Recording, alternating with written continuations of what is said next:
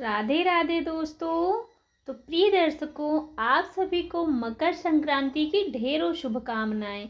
आज के इस वीडियो में हम बात करेंगे कि मकर संक्रांति पर आपको कौन सी वस्तुएं दान करनी चाहिए। ऐसी कौन सी वस्तुएं हैं जिनका दान हमें नहीं करना चाहिए।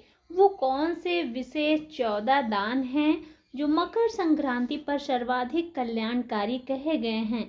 मकर संक्रांति पर क्या दान करें, क्यों दान करें, ये जो दान आप मकर संक्रांति पर करते हैं यह जीवन में कहाँ काम आता है, ये जीवन के पर्याय इसका क्या लाभ मिलता है, बताएंगे मकर संक्रांति पर। अगर आपने अभी तक दान नहीं किया तो अब शुरू कर दीजिए। पहली बार आप कौन सी वस्तु दान करें और कैसे दान करना चाहिए, क्या क्या विधि होती है, क्या कोई संकल्प करना चाहिए, हाथ फेर के मनस के देना चाहिए, कैसे देना चाहिए, ये दान किस किस को दिया जा सकता है, तो ये 14 वस्तुएं किसको दान देनी चाहिए, मकर संक्रांति का जो दान है वो किसके निमित्त कहा गया है।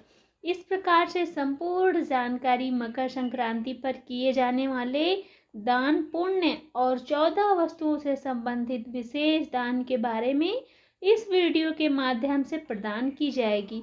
आप हैं कि यदि वीडियो अच्छा न लगे तो आप इसे स्क्रॉल करके बढ़ा देते हैं, तो कृपया एक बार आप इसे पूरा अवश्य देख लें और चैनल को लाइक कर दीजिए, सब्सक्राइब कर दीजिए, जितना हो सके शेयर कीजिए, क्योंकि इस प्रकार ही सही जानकारियाँ सही विधि से मिल पाना बहुत मुश्किल होता है। सभी को इसकी आवश्यकता होती है। जितना आप शेयर करेंगे लोगों के लिए उतना लाभकारी होगा। भगवान सूर्यदेव का यह समय है, भगवान सूर्यदेव को समर्पित यह मकर संक्रांति, तो भगवान सूर्यदेव का आशीर्वाद प्राप्त करने के लिए कमेंट बॉक्स में जय सूर्यदेव जरूर लिखिए।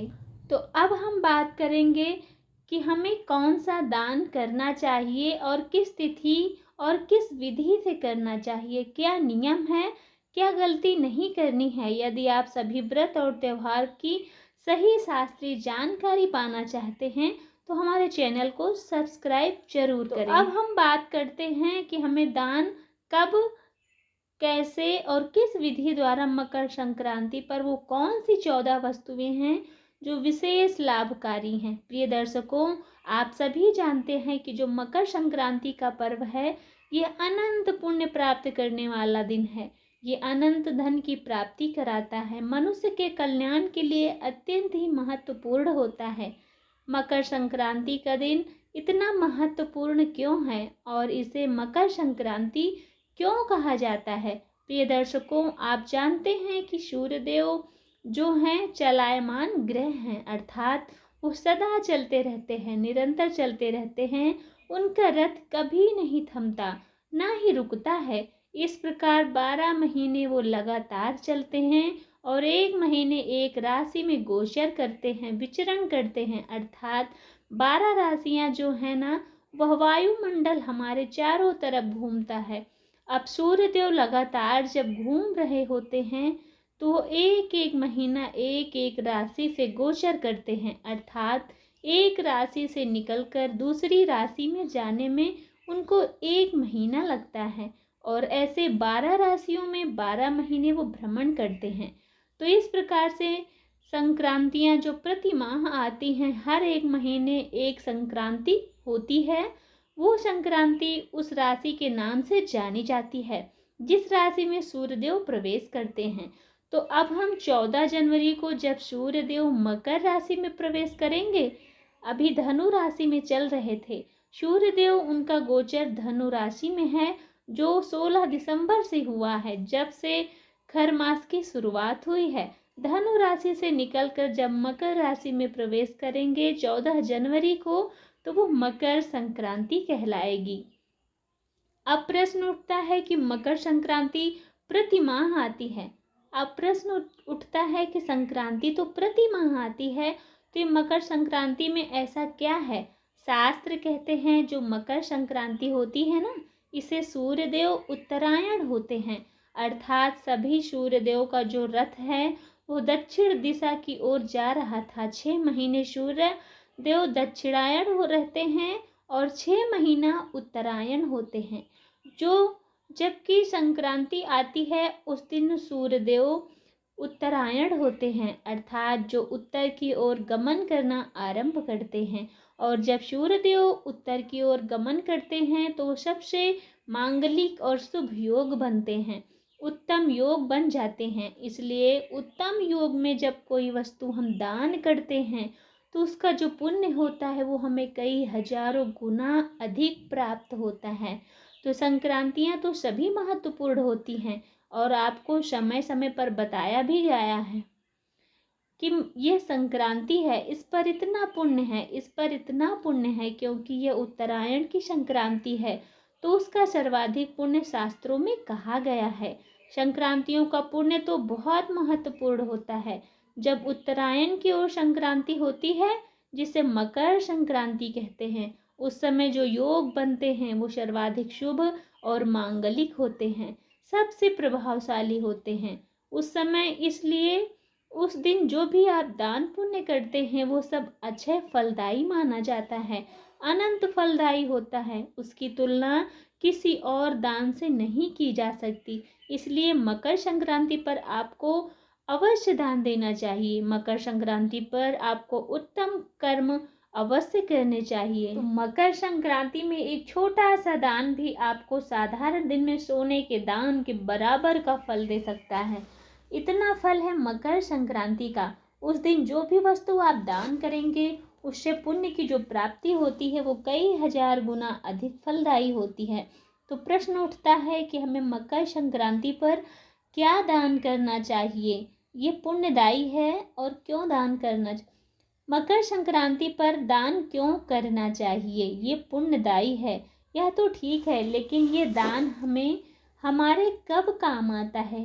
तो शास्त्र कहते हैं कि जब मनुष्य सत्कर्म करता है तो उसके पुण्य का तराजू बढ़ जाता है, अर्थात उसका जो जीवन में उसके सत्कर्मों की जब संख्या बढ़ जाती है तो उसके दिन अच्छे आते हैं। हमारे जो अच्छे और बुरे दिन हैं ना, वो हमारे कर्मों के अनुसार चलते रहते हैं। हमारा पुण्य का तराजू अधिक भारी होने लगता है तो हमारे बुरे दिन हैं जो वो समाप्त होने लगते हैं, अर्थात हमारे जीवन में जो संकट है वो समाप्त होते हैं। हमें धन संपत्ति की अगर आवश्यकता है तो वो हमें प्राप्त होती है। जीवन में कलह कलेश है उसमें शांति प्राप्त होती है। जीवन में कोई अन्य परेशानी है तो उनसे राहत प्राप्त होती है। जब आपके पुण्य कर्म बड़े होते हैं, वही जब पाप कर्म बढ़ जाते हैं तो जीवन में परेशानियां बढ़ जाती हैं। तो दान जब आप करते हैं, सत्कर्म जब आप करते हैं तो आपका जीवन जो है वो खुशियों से भर जाता है।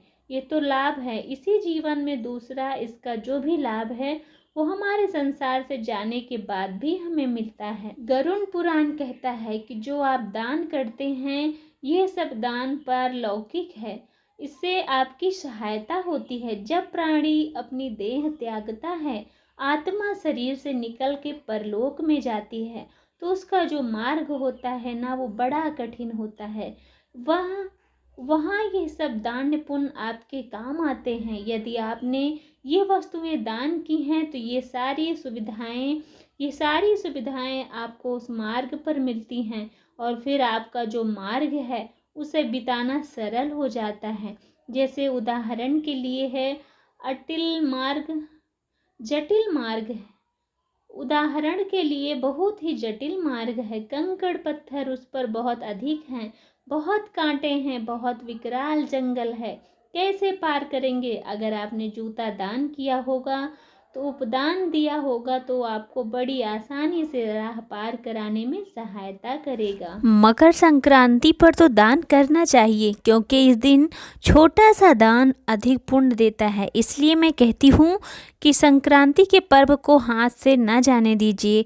तो बाकी बातें बताऊँ या बाकी चीज़ें कि क्या दान देना चाहिए, उससे पहले जान लेते हैं 14 वस्तुएं जो मकर संक्रांति पर दान की जाती हैं। उसमें से सबसे पहली जो वस्तु है जिसकी शुरुआत करती है ये है शुरुआत करनी चाहिए। ये जानकारी हमारी युवा पीढ़ी के लिए बहुत महत्वपूर्ण है, क्योंकि देखिए जो हमारे बड़े बुजुर्ग हैं, जो हमारी माताएं बहनें हैं, पहले से करती आ रही हैं। जानकारी जो युवा पीढ़ी है ना, उनको अभी इस आस्था के समुद्र में गोता लगाने के लिए तैयार होना चाहिए। ये जानना, जब सही जानकारी प्राप्त हो जाएगी ना, तो आप यकीन मानिए वो हमारे इस कर्म को और उत्तम तरीके से करेंगे। जो लोग पहली बार दान करने जा रहे हैं मकर संक्रांति पर, 14 वस्तुओं का जो नियम है ना, अगर आपने पहले कभी दान नहीं किया, आप पहली बार शुरुआत करना चाहते हैं, तो आप जो जटा वाला नारियल होता है, पहले हमें उसे दान करना चाहिए, जिसे गोले कहते हैं। नारियल जटा वाला ले लें और उसे हम दान कर दें। 14 जटा वाले नारियल आप ले सकते हैं, सही समय से लेकर रख लीजिए। दूसरी जो उत्तम वस्तु है, सुहाग की वस्तुएं। सुहाग की जो वस्तुएं हैं ना, ये बहुत ही शुभ कही जाती हैं। जब आप सुहाग की वस्तुएं दान करते हैं, ये अत्यंत पुण्य करती हैं। आप चाहे तो सुहाग बिंदी, सुहाग में कुछ भी सामान आप लेकर, पैकेट हो या एक छोटा डिब्बा, बड़ा डिब्बा, जैसा आप चाहें वैसा लेकर आप सुहाग का सामान दान कर सकती हैं। जो महिलाएं श्रृंगार करती हैं, उन्हें हम ये सामग्री दान कर देंगे। आप उसमें बिंदी, लिपस्टिक, काजल, मेहंदी कुछ भी ले सकते हैं। इस प्रकार से 14 वस्तुएं आपने ले ली, उनको एक पैकेट बना के 14 पैकेट आपको बनाने हैं। अगर आप किसी के पास अधिक सामर्थ्य नहीं है, तो सामर्थ्य के अनुसार आप जितना खर्च कर सकते हैं, छोटे 14 पैकेट आप बना लीजिए और उसे हम दान कर देंगे। 14 वस्तुएं भी ले सकते हैं। 14 वस्तुओं के पैकेट के स्थान पर केवल 14 वस्तुएं ले सकते हैं।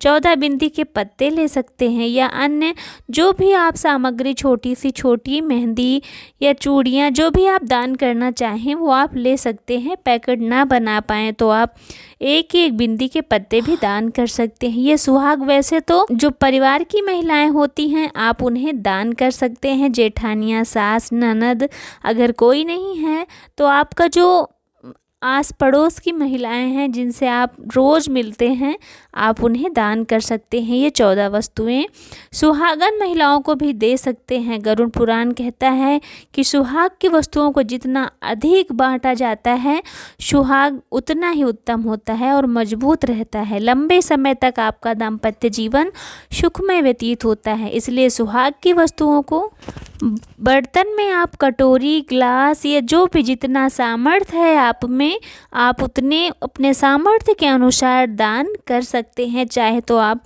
लोटा ले लें, ग्लास ले लें, थाली या बोतलें जो स्टील की आती हैं, आप कुछ भी दान कर सकते हैं जितना आपके अंदर सामर्थ्य है। भगवान को ये बहुत प्रिय होता है। अगर हम तांबा दान करें तो सूर्य भगवान को बहुत प्रिय है, इसलिए तांबे के लोटे का दान मकर संक्रांति पर बहुत उत्तम रहेगा। इसके अतिरिक्त आप पूजा की घंटी दान कर सकते हैं। जो गरुड़ पुराण में कहा गया है कि जैसे आरती करते हैं ना, आरती करते हैं हम भगवान की, तो वह घंटी बजाते हैं, उसको गरुड़ पुराण में क्योंकि सभी के घरों के मंदिरों में घंटी बजाई जाती है, तो एक एक आप ये दान कर सकते हैं। अगर आप नहीं 14 खरीद सकते तो एक ही घंटी आप दान कर सकते हैं। तांबे या पीतल, जिससे भी आप सामर्थ्य के अनुसार लेके आप दान कर सकते हैं। जैसे आप गिलास दान कर रहे हैं तो उसे खाली ना दें, उसमें थोड़े चावल डाल दीजिए या लड्डू, गेहूँ, कुछ भी आप रख कर उन्हें दान कर सकते हैं। खाली दान नहीं किया जाता, इस बात का ध्यान रखें। आप कोई भी 14 आइटम लेके उसमें थोड़े थोड़े अनाज या फल कुछ रख के हमें दान कर देने चाहिए। तो अब हम बात करते हैं इस प्रकार से वस्तुएं बहुत हैं, इनमें से आप जो चाहें आपके सामर्थ्य के अनुसार लेके बांट सकते हैं। इसके बाद आप वस्त्र दान कर सकते हैं। 14 वस्त्र खरीद लें, छोटे बड़े या कोई भी हो। चाहे तो आप छोटे छोटे गौछा जो आते हैं, आप उन्हें भी दान कर सकते हैं। अगर आप चाहें तो स्वेटर ले सकते हैं, ठंडी होती है मकर संक्रांति में, तो हम स्वेटर का भी दान कर सकते हैं। कम्बल ले सकते हैं, या एक पंडित तो मकर संक्रांति के शुभ अवसर पर आप जो भी वस्तु दान कर रहे हैं वह वस्तु बोलिएगा और जो हाथ में जल लेकर उसको चारों तरफ घुमाइए। जो 14 वस्तुएं हैं उनके चारों तरफ घुमा के और उसको जल जो हाथ में ले रखे हैं उसे आप छोड़ देंगे। उसके बाद आप ये वस्तुएं उपयुक्त लोगों को दे दें।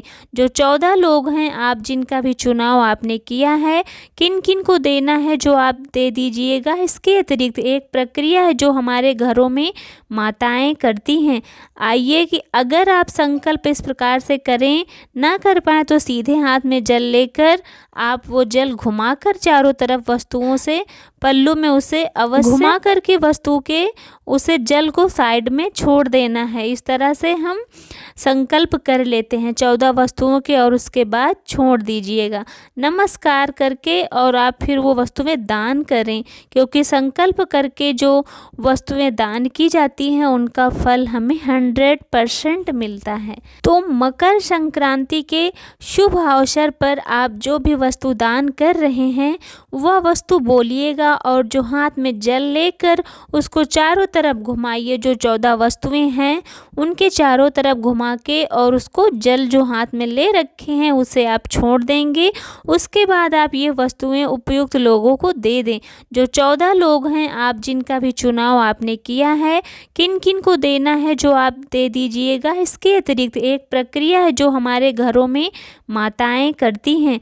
आइए कि अगर आप संकल्प इस प्रकार से करें, ना कर पाए तो सीधे हाथ में जल लेकर आप वो जल घुमाकर चारों तरफ वस्तुओं से पल्लू में उसे अवश्य घुमा करके वस्तु के उसे जल को साइड में छोड़ देना है। इस तरह से हम संकल्प कर लेते हैं 14 वस्तुओं के और उसके बाद छोड़ दीजिएगा नमस्कार करके और आप फिर वो वस्तुएं दान करें, क्योंकि संकल्प करके जो वस्तुएं दान की जाती हैं उनका फल हमें 100% मिलता है। तो हेलो दोस्तों, अगर आपको ये जानकारी अच्छी लगी है तो चैनल को लाइक करें, सब्सक्राइब करें और कमेंट में राधे राधे ज़रूर लिखें।